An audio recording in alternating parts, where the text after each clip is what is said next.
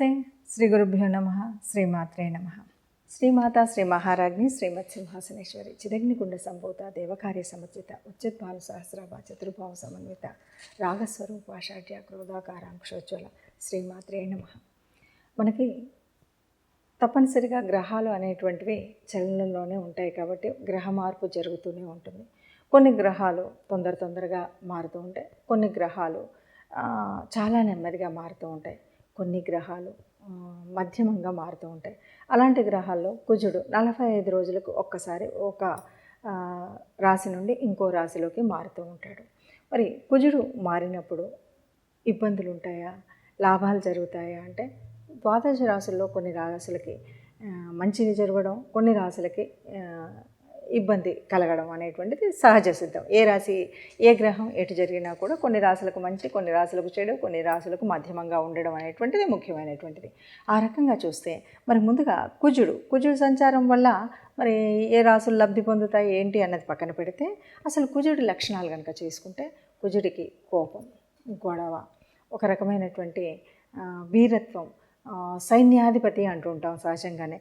ఆ లక్షణాలన్నీ ఉంటాయి. కుజుడు బాగుంటే ఇవన్నీ బాగుంటాయి, మంచి ఉద్యోగాలు సైన్యంలో ఇట్లా ఉంటాయి. అలా కాకుండా ఉంటే కొన్ని యాక్సిడెంట్స్ ఇలాంటివన్నీ జరిగేటువంటి పరిస్థితి ఉంటుంది. అయితే వీటిని ఈ దృష్టిలో కనుక చూసినట్టయితే మరి కుజుడు బాగా లేకుండా ఉండేటట్టు అంటే మనం చాలా వరకు కుజుడు అనగానే మనం ఎంతసేపు కుజదోషం ఇక్కడి వరకే చూస్తూ ఉంటాం. కుజదోషం వేరు, అది ఉన్నటువంటి గ్రహాల స్థితిని బట్టి. అలా కాకుండా కుజుడు ఈ సంచారం మూలంగా ఒక్కొక్క రాశిలోకి వెళుతూ ఉన్నప్పుడు జరిగేటువంటి పరిస్థితి అలా చూస్తే కనుక మకర రాశిలో నుండి మళ్ళీ ఆయన ఇంకో రాశిలోకి కుంభరాశిలోకి వెళ్ళాలి అంటే 45 రోజులు ఇక్కడ ఉంటాడు. ఈ 45 రోజుల కాలంలో మిగతా గ్రహాల వారికి, మిగతా రాశుల వారికి ఎలా ఉంటుంది అన్నది మనం చెప్పుకునేటువంటి ప్రయత్నం చేద్దాం. అయితే ఒకటి, కుజుడు బాగున్నప్పుడు భూముల విషయంలో వీటిలో బాగా కలిసి వస్తుంది అంటారు. రియల్ ఎస్టేట్ విషయాల్లో బాగా వస్తుంది. ఒకవేళ యోగించకపోతే, ఒకవేళ బాగా లేకపోతే వీటి వల్ల నష్టం వస్తుంది. కాబట్టి ఈ విషయంలో మనం జాగ్రత్త తీసుకోవడం కోసమే మనం చేసేటువంటి ప్రయత్నము కుజ సంచారం ఎక్కడెక్కడ ఉంటే ఎవరికి ఎలా ఉంటుంది అని చెప్పుకునేటువంటి ప్రయత్నం మనం చేస్తామన్నమాట. అయితే మొదటి 14 రోజులు తర్వాత అంటే మకరం నుండి కుంభంలోకి వెళ్ళినప్పుడు వేరుగా ఉంటుంది. కాబట్టి మొదటి 14 రోజులు ఎలా ఉంటుంది, తర్వాత ఎలా ఉంటుంది అంటే మకర రాశిలో ఉన్నటువంటి వాడు ఫిబ్రవరిలో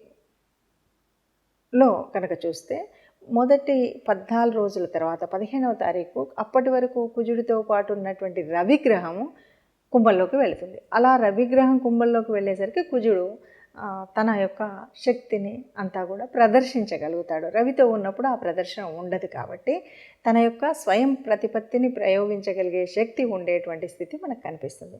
కాబట్టి కుజగ్రహం ఈ 45 రోజుల వల్ల మిగతా ద్వాదశ రాశుల వారికి ఎలా ఉంటుందో చూద్దాం.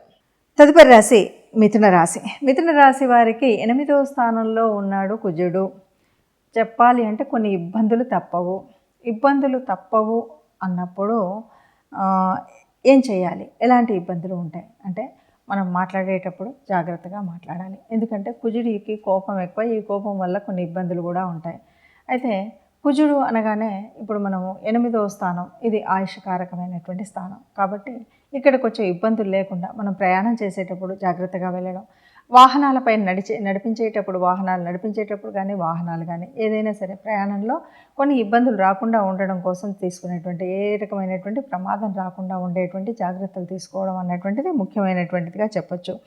తర్వాత మనకు భూముల వల్ల మనం ఇప్పటికి అంటే రియల్ ఎస్టేట్లలో పెట్టేటువంటి వాళ్ళు కానీ, లేదు భూములు కొని అమ్మేటువంటి వాళ్ళు కానీ, మన ఇల్లుని అమ్ముకుందాం లేకపోతే ఇల్లుని కొనుక్కుందాం అనేటువంటి వాళ్ళకి ఇబ్బందులు తప్పవు. 8వ స్థానంలో ఉన్నటువంటి కుజుడు మూలంగా ఈ ఇబ్బందులు కలుగుతాయి. కాబట్టి ఏదైనా కొనుగోలు చేసేటప్పుడు కానీ, అమ్మకం పెట్టేటప్పుడు కానీ, లేదు ఉద్యోగ వ్యవస్థలో కానీ, ప్రయాణంలో కానీ, ఆరోగ్య వ్యవస్థలో కానీ కొద్దిగా జాగ్రత్తగా ఉండాల్సినటువంటి పరిస్థితి మిథున రాశి వారికి ఉంది. కుజుడు ఉన్నటువంటి కారణంగా.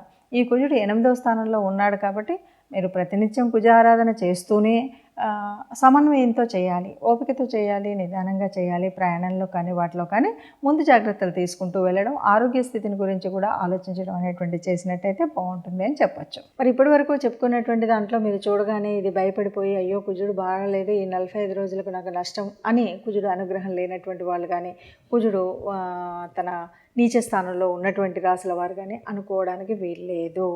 ఎందుకు అంటే మనకి ఇది గోచార రీత్యా మాత్రమే మనం చెప్పుకునేటువంటి పరిస్థితి.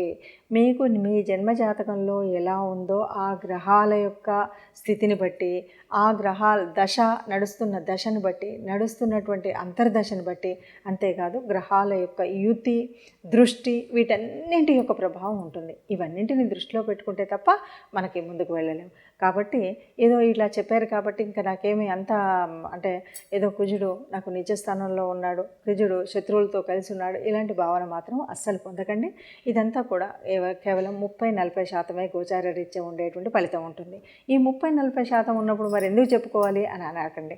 ఎందుకు చెప్పుకోవాలంటే ఈ 30-40% అయినప్పటికీ కూడా మనకు ఈ నెల రోజులు ఆ ఇబ్బంది కూడా ఉండకుండా ఉండాలంటే రాబోయేటువంటి ప్రమాదం ఏంటి, రాబోయేటువంటి లాభం ఏంటి, రాబోయేటువంటి స్థితి ఏంటి, రాబోయేటువంటి ఈ స్థితిగతులను తెలుసుకొని దానికి కావాల్సినటువంటి దేవత ఆరాధన కానీ, గ్రహ అనుకూలతకు చేయవలసినటువంటి పనులు కానీ, పూజలు కానీ చేసుకుంటూ, లేదు కోపాన్ని కాస్త నివారించుకోవడం, లేదు ప్రయాణం చేసేటప్పుడు కాస్త తగు జాగ్రత్తల్లో వెళ్ళడం, ఇలాంటివన్నీ నిర్ణయాలు తీసుకుంటాం. కాబట్టి ఈ నిర్ణయాల కోసమే మనం ముందు జాగ్రత్తగా ఈ విషయాలు చెప్పుకుంటూ ఉంటాము. అలా చెప్పుకుంటూ మరి ఏం పరిహారాలు చేద్దామో చూద్దాం. కుజగ్రహం అనగానే ఇది భూగ్రహం.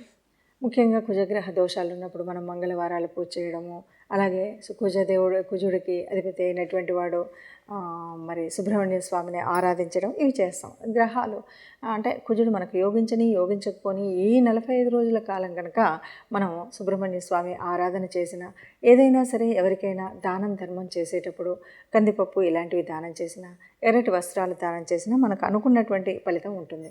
అయితే ఇక్కడ మహాదశ అంతర్దశలు కూడా వీటికి కనెక్ట్ అయినప్పుడు ఉండేటువంటి పరిస్థితి ఒకలాగా ఉంటుంది, లేనప్పుడు ఒకలాగా ఉంటుంది.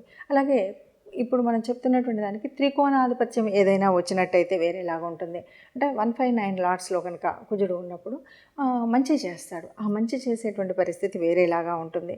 ఈ మంచి చేసినప్పుడు కుజుడు అనగానే భూమికి సంబంధించినటువంటి వాడు మంచి అంటే ఏదైనా డిసిప్లిన్కి సంబంధించినటువంటి కొన్ని ఉద్యోగాలు ఉంటాయి, అంటే రక్షణ విభాగానికి సంబంధించినటువంటి ఇటువంటి వాటిలో ఉన్నటువంటి వాటిలో ఎప్పటికే ఉన్నట్టయితే మంచి ఉపయోగాలు ఉంటాయి, మంచి వృద్ధి ఉంటుంది.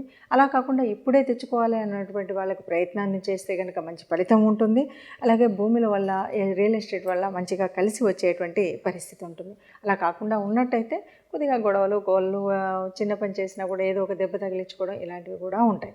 కాబట్టి ఇక్కడ మనం చేయవలసినటువంటిది ఏమిటి అంటే ఇప్పటి వరకు విన్నటువంటి దాని మూలంగా మనకు అనుకూలించేటువంటి గ్రహం అయినా కాకుండా తప్పనిసరిగా గ్రహ అనుగ్రహం పొందాలి. కాబట్టి కుజ ఆరాధన ప్రతి మంగళవారం తప్పనిసరిగా సుబ్రహ్మణ్య స్వామిని ఆరాధించడం, అలాగే మనకు తోచినంత వీలైనంత ఏదైనా పేదవాళ్ళకి దానం చేయడం అనేటువంటిది, ముఖ్యంగా కందిపంపుకు సంబంధించినటువంటిది.